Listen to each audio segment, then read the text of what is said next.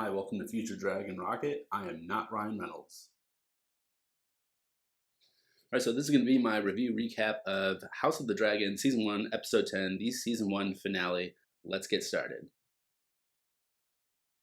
And yes, for those asking, this is my Dragon Claw goblet. I think you first saw it on Season 2 of Game of Thrones way back in 2011. It was actually only $40 at the HBO store in New York City. The episode opens up with Luke, aka Lucerys. Luke is his nickname, the younger of Rhaenyra's two oldest sons, and he's at Dragonstone. He's in the room with the Westeros map table, and he's again saying how he doesn't want to be Lord of Driftmark. This is like the third time he has said this, that he doesn't want to be Lord of Driftmark, and frankly, getting a little tired of hearing people say that they don't want their amazing titles that they're inheriting. But Queen Rhaenys, the queen that never was, she shows up on Meleys, her dragon, after fleeing King's Landing, and she's telling Daemon and Rhaenyra, hey, King Viserys is dead, sorry for your loss, but Team Green, the High Towers, they're coming for you and your whole family. That they have crowned their firstborn son, Aegon, as king on the Iron Throne, and we got to do something about it, but not we. You got to do something about it. Leave me out of it. I'm going back to Driftmark just to be with my family. I'm going to be Switzerland in this whole situation. And man, the whole Game of Thrones, House of the Dragon franchise, goes for really another graphic scene. Rhaenyra is pregnant again with another child. This is her like sixth child, I think. We see her first two bastard children. Don't say the B word.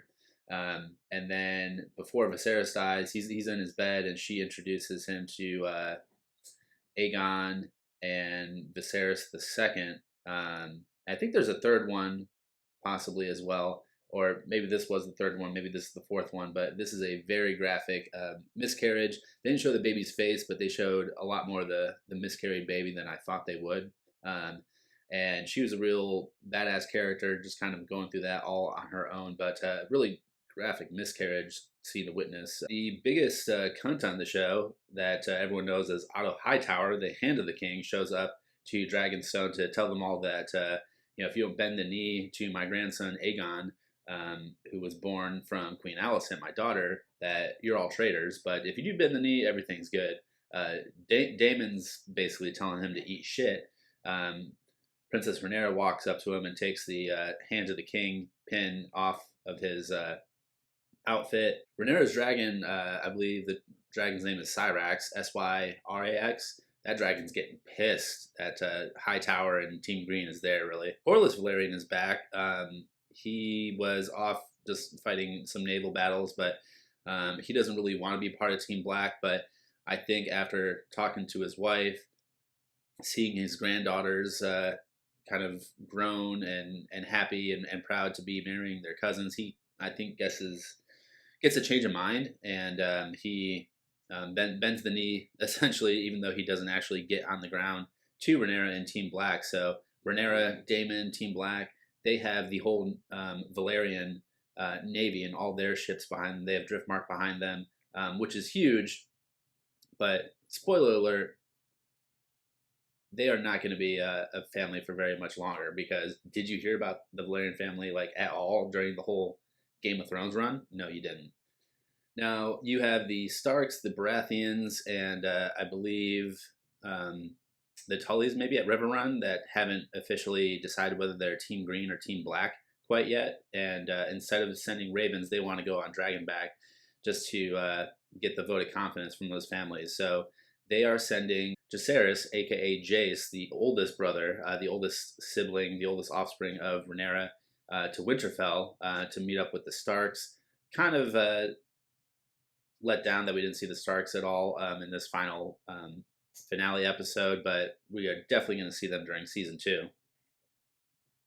And then Lucerys, aka Luke, he is going to fly south to Storm's End. Storm's End is like the castle that the Baratheons own.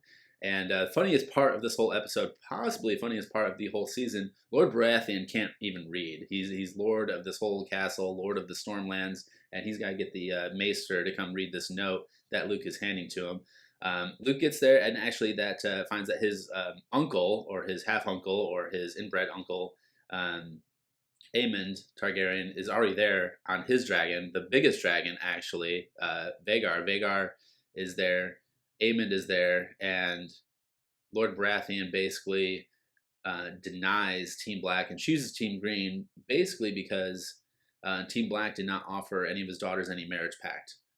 So he chooses Team Green over Team Black, even though his father, who is now passed, I guess, the previous Lord Baratheon, did bend the knee to Rhaenyra previously, I think maybe in the second or third episode of the season.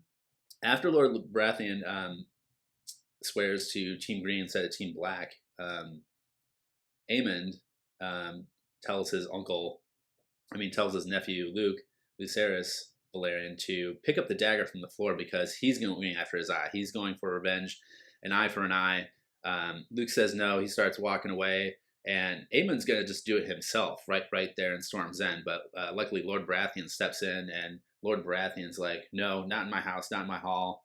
You can take this outside," basically. So Luke flies off on his dragon, which I think is Arrax, Arrax, and Aemond is chasing him, not knowing it, on his dragon Vhagar, the biggest dragon in the world, and he just wants to hurt him, but the dragons are really not listening to their riders. So Luke's dragon Arrax actually goes after Aemond and his dragon Vhagar, but Arrax goes after Vhagar, even though there's a huge size difference. Aemond and Luke, they don't want to kill each other, but the dragons want to kill each other, and we get what could have been a much better dragon battle mid-air, but Vhagar ends up just shredding Arrax to bits. So you just see nothing but like pieces of dragon falling into the ocean. Maybe it was a really dark episode, so I'm not really sure if they were over land or over the ocean, but I assume that Luke's body washed up on shore, and that's kind of how they found out at the end of the episode. It was a silent ending.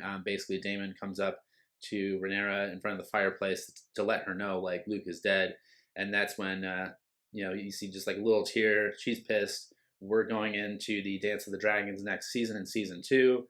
We're going into that Targaryen Civil War next season in season 2. Episode 9 is known as like kind of like the big event of the season. If you've watched Game of Thrones, episode 9 was always like the big episode, and the finale was just kind of like wrapping up what happened in episode 9. But they kind of did a two-parter. Like episode 9 of season 1 was all about Team Green and the High Towers, and now the finale, episode 10, was all about Team Black, Daemon and Rhaenyra and the Valerians. But it could have been much more dragon action. I wish there was more dragon action, but still, it was amazing. Can't wait for season 2. Not sure if it's going to be 1 year or 2 years before we get season 2 of House of the Dragon. You do have at least a year, possibly 2 years, to read the book. The book Fire and Blood that the show is based off of is 706 pages. But you don't have to read all that, actually. You can actually just read about 230 pages. You can read, I think, pages 339 through like 569. That's basically going to be all 4 seasons of House of the Dragon. It's just those 230 pages out of 706. So go ahead, read Fire and Blood by George R.R. Martin in the next year or two before season 2 comes out. Cheers. Thanks so much for watching Future Dragon Rocket. Subscribe down below. Share on social media. See you next time.